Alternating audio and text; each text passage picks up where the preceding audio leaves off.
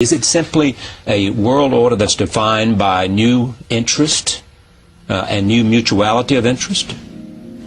Well, that's certainly how you have to start.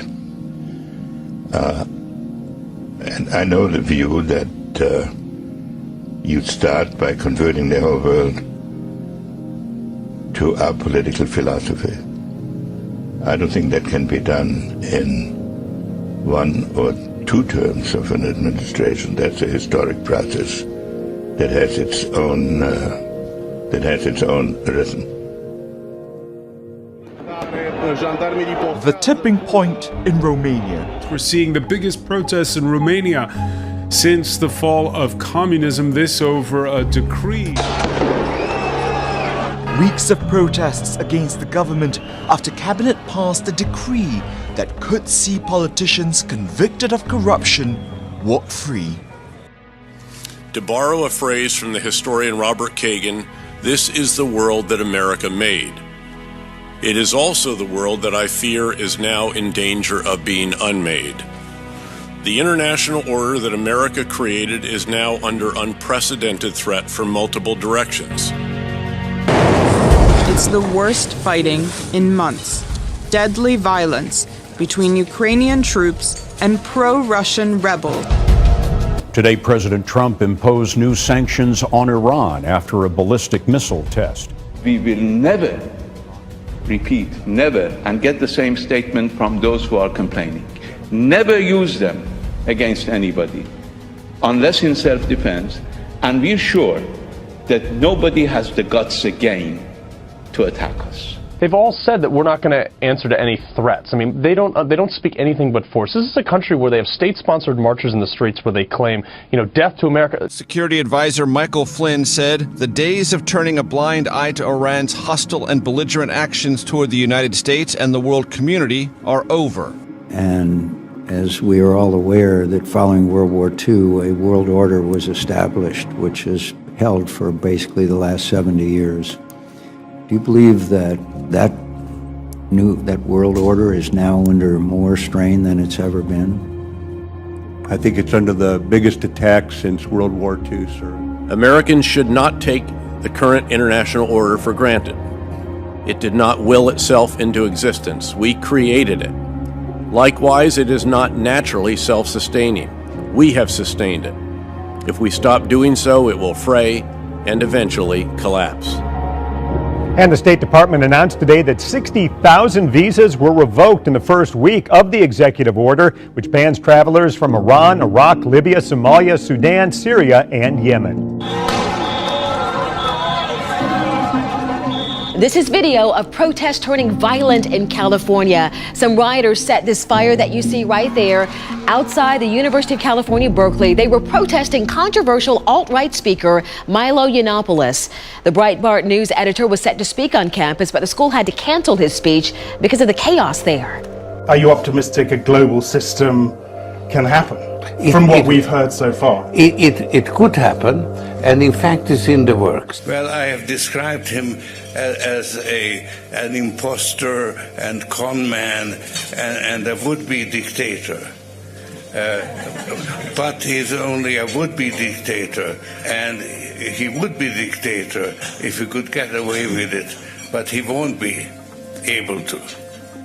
Canadian Prime Minister Justin Trudeau welcomed those fleeing war and persecution, saying that Canada would take refugees banned by the United States. We are also learning more tonight about the terror north of the border. And Prime Minister Justin Trudeau called the shooting a terrorist attack. The attack came only a day after Trudeau promised that Canada would welcome refugees temporarily banned by the United States.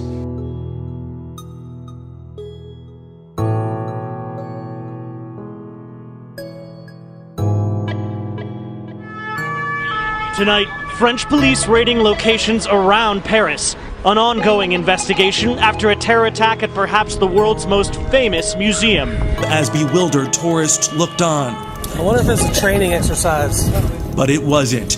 Inside, a man with a machete in each hand lunged at soldiers, shouting "God is great" in Arabic before he was shot 5 times. A man carrying a machete and shouting Allah Akbar. Security is at its highest level in France because of a series of attacks which have killed hundreds of people over the past 2 years.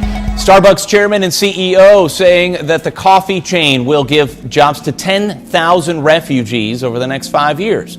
The CEO from Starbucks issued a statement saying that the company will be hiring immigrants in stores all around the world.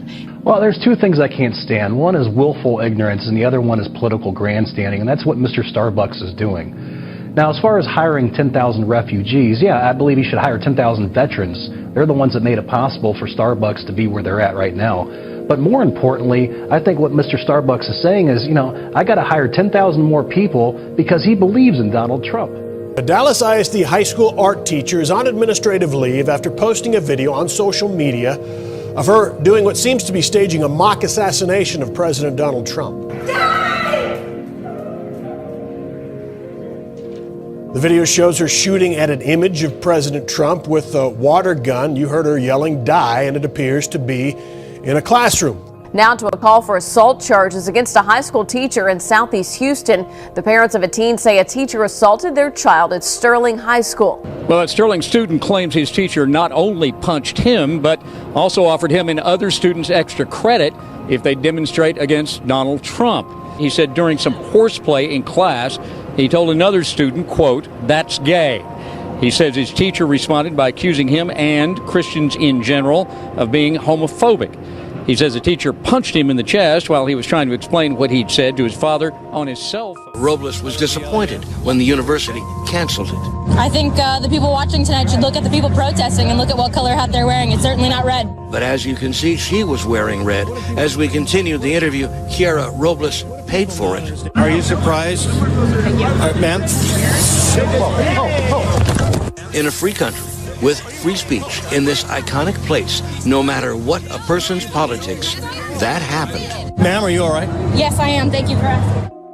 Masked rioters were seen attacking people, hitting them already on the ground or even as they ran away.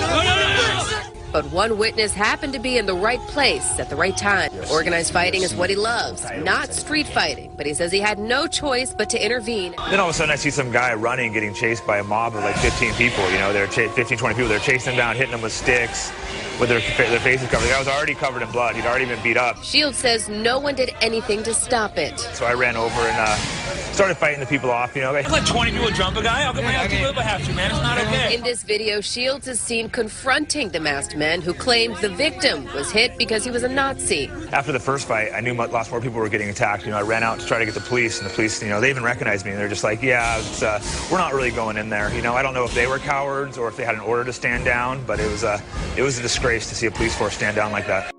What would you call this age, this opportunity, this moment? It's a good question. I haven't condensed it into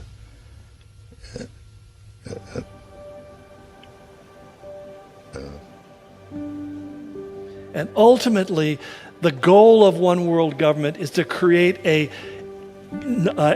political,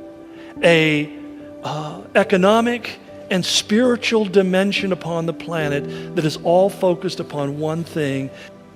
Create a new world order. A world in which there is the very real prospect of a new world order. The pieces are in flux. Soon they will settle again.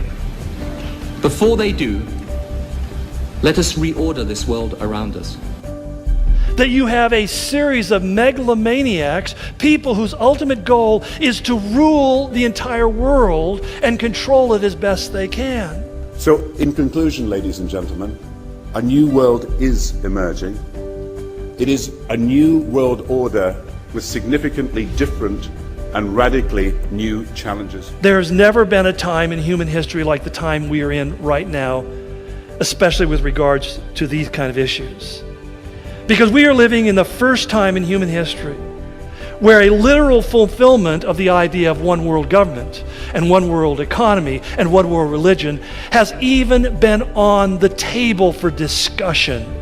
David Rockefeller said, "We are on the verge of a global transformation.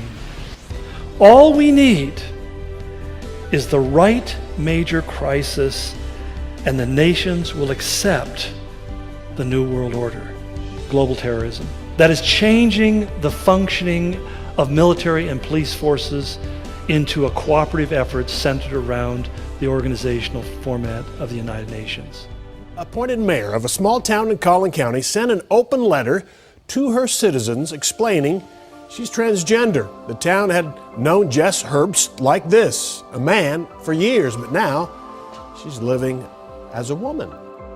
That we will see the curtain opening wider and wider, and the mystery of lawlessness will not be quite so mysterious anymore, but it'll be evidently played out before us. A new chapter in the long history of the Boy Scouts of America. Girls who identify as boys can now be part of the program.